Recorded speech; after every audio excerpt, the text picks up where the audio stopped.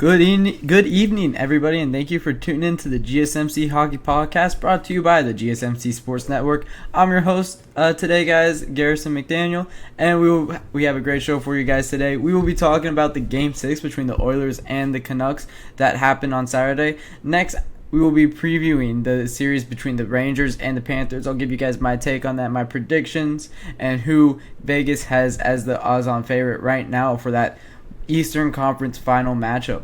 After that, we'll dive into the offseason for the Hurricanes as they were eliminated by the New York Rangers last week. I was unable to get into my thoughts on their offseason because of the Craig Berube news that hit on Friday night. So I had to scrap some segment. That was the one, but we'll make up for it. We'll talk about it in this episode today, guys.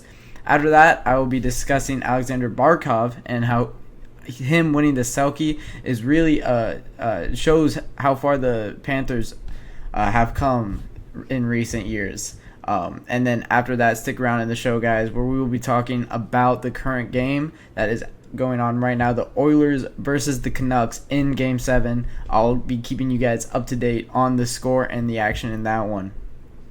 But before we start, guys, I would like to ask that you like and follow the show. Also, we get a number of questions from you guys. So to ensure that your question gets read live on air, I ask that you use the tips and donations link at GSMCpodcast.net. This puts your questions at the top of the list so that I can see it, and it also really helps the show. Again, the link is, as you see on the screen right now, GSMCpodcast.net. All right, and without further ado, we're going to get right into our first segment tonight. It is the Oilers extending the series to 7. Oilers winning this one 5-1, and I'll give you guys a little bit of a breakdown, and then I'll talk about how that is affecting the Western Conference Stanley Cup playoffs right now. All right. Dylan Holloway opened the scoring in this one with a great individual effort. This is Dry's first point of this game. This is a big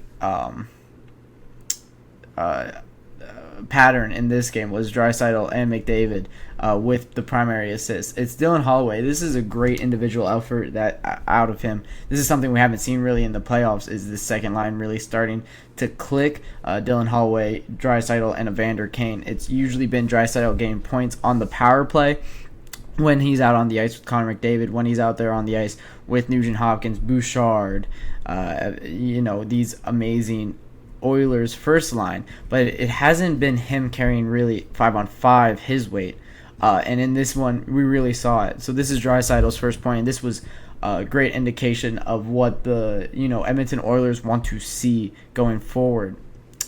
Niels Höglander tied it after that. This was a feed from Elias Pettersson. This was about a minute after Dylan Holloway's goal, and it looked like we were going to have a great game after this one. This all happened in the first period, of course. Niels Höglander just alone in the slot. We've been talking about this all postseason long, is a lot of players have been alone in the slot for one reason or the other, but defensemen need to be better. And this really, if I'm not mistaken, this was on Darnell Nurse, who was unable to recover on this one, or it was Evan Bouchard. I think it was one of those guys that really missed Niels Höglander on this one. After this, Stuart Skinner really started to play way better. We called on him after, he had a poor series. Calvin Pickard coming in to replace him. After Calvin Pickard dropped, I believe Calvin Pickard dropped the game 5, and that's what led to Stuart Skinner. It was Calvin Pickard dropped game 5, Stuart Skinner coming back in, only giving up 1 goal in this game on 15 shots. It's the Oilers' offense really keeping the puck through the neutral zone. It's the Oilers' defensemen playing very well in the defensive zone. And then, of course, it is Stuart Skinner, not letting the puck pass him. 14 out of 15 is still a very good save percentage. They really needed this, and then the question now is Pickard or Skinner in Game 7. I've been setting this up, and Game 7 just started, so I actually have no clue who they went with. I'm going to look at that really quick because I think that is very telling. Who they went with Stuart Skinner. Yes, they went with Stuart Skinner in Game 7. Went back to their starting goaltender for the long time throughout these playoffs. So that's very telling for the Edmonton Oilers. They trust their guys through Skinner. It really seems like they put Calvin Pickard in as a wake-up call for Stuart Skinner, and maybe it worked. Of course, we're seeing this in this Game 6, that it did work, only allowing 1 goal. So you're getting great minutes from him in this game. The Oilers, when they're getting good goaltending, is very, very unstoppable. That's, it's what's been very impressive for them, is how well they've been able to score goals and how they've been able to win despite their poor goaltending. So in this one, having that great goaltending, of course, is really going to take them far if they can continue to have that. Zach Hyman scores a very Zach Hyman goal to make this 2-1. He's in the slot. McDavid. This is, if you want to look at all 50 goals that Zach Hyman scored in the regular season, I'm about to detail them to you. Zach Hyman in the slot. McDavid run around, find an open lane, gets it to Zach Hyman in the slot, and then Artur Shilov's, he probably should have saved this one. He didn't look great in this game, and actually that makes me wonder who they went for this Game 7. I assume they stick with Shilov's in this Game 7, but now I want to make sure, because I think that that's also very telling for this one. Let me go to the Canucks here, and they do go to Artur Shilov's in this Game 7. We'll talk more about this Game 7 a little bit later, but I know Brock Besser isn't in this one. That's really disappointing for the Vancouver Canucks. He's dealing with his blood clotting issues. It's been ongoing for him. Nothing he can control, nothing anybody can control. It's very unfortunate to see one of our superstars in this league dealing with something like that is really not able to be fixed. So hopefully he'll be back if they do win this game. If they lose this Game 7, that's a hard one. We'll talk more about that in our 5th segment tonight, but I do really feel for Brock Besser, who's leading the team in goals, who's leading the team in points overall in this postseason. Not having him is gonna be hard, and we're kind of seeing this in this Game 7 so far. Oilers up 10-2 in the shots on goal column. The score is still 0-0. Of course, I'm going to be keeping you guys up to date, as I said, on that game, what I'm seeing from it as we are doing this live here. But going back to this Game 6 real quick, it's once again that Zach Hyman shot. It's a hard shot. Shilov should have saved it. I believe he got a piece of it, but it trickles into the back of the net. And the Edmonton Oilers are up 2-1. After that, it's Evan Bouchard with an absolute missile from the point. He scores this. McDavid gets the primary assist on this one. This is his second primary assist of the game. Makes this game 3-1. That's a very impressive shot from a great young defenseman, Evan Bouchard.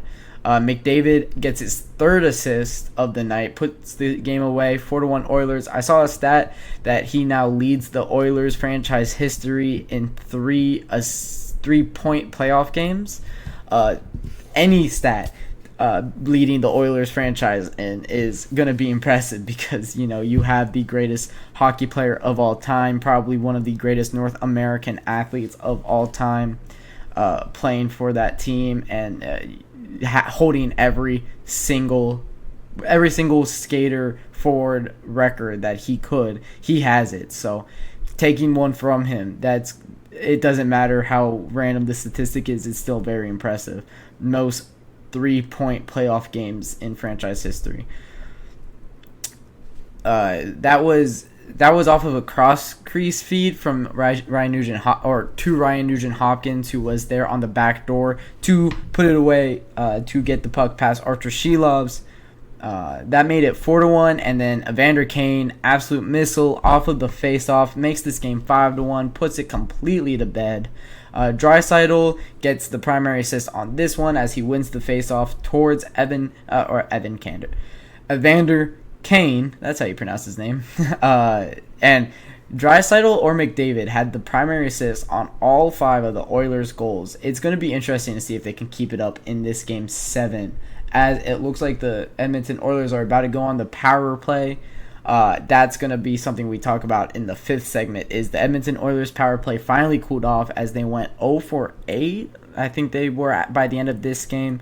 So it's going to be interesting to see if they could turn that around, because this game was played completely 5-on-5, which is very impressive for the Vancouver Canucks. But as it goes for the Edmonton Oilers, that is very impressive as it goes for the Edmonton Oilers. As it goes for the Vancouver Canucks, they need to win the game 5-on-5 if they want a chance in this game 7, because the Oilers hold such an advantage on the special teams. We haven't seen it in the past 2 games. However, it is a shock if they go 3 straight games without a power play goal, as I believe they are about to go on the power play here with 7 minutes remaining in the first. The Edmonton Oilers still 0-0 to the Vancouver Canucks. Of course, I'm going to be keeping an eye on that game. And then McDavid and Draisaitl in these playoffs has been absolutely amazing. 34 assists between the two of them, winning 5-on-5, no power play goals in either of the last 2 contests, and they're still the 2 combined for 5 points total on this game. McDavid,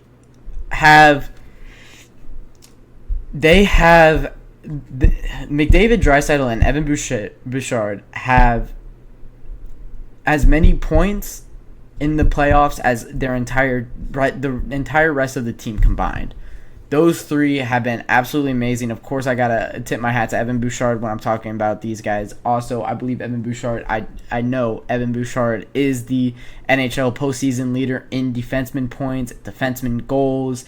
I believe he also leads in defenseman assists, as he's having an unbelievable postseason. And you can only expect that to continue, because he probably is, barring Quinn Hughes, whoever comes out of this series, Quinn Hughes or Evan Bouchard will be the best defenseman remaining in the postseason, as you have the Dallas Stars. Their best defenseman is Miro Heiskanen, who is amazing, but I don't think he stacks up to either Evan Bouchard or Quinn Hughes. And then you also have on the other side, Adam Fox is probably the Rangers' best defenseman, and I don't think he stacks up to either of those 2. And then the Panthers is probably Aaron Ekblad, of course. Aaron Ekblad is absolutely the Panthers' best defenseman. I was blanking on his name. And he is not as good as Evan Bouchard or Quinn Hughes in these playoffs, even overall as a player. So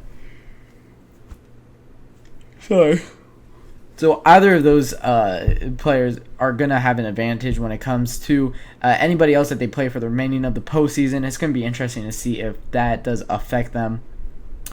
But with that being said, I am going to move on, talk about, in the second segment, the Rangers and the Florida Panthers as they start their series tomorrow. That's going to be a very interesting one, a very exciting one to preview. So we'll get right into that after I take my first break.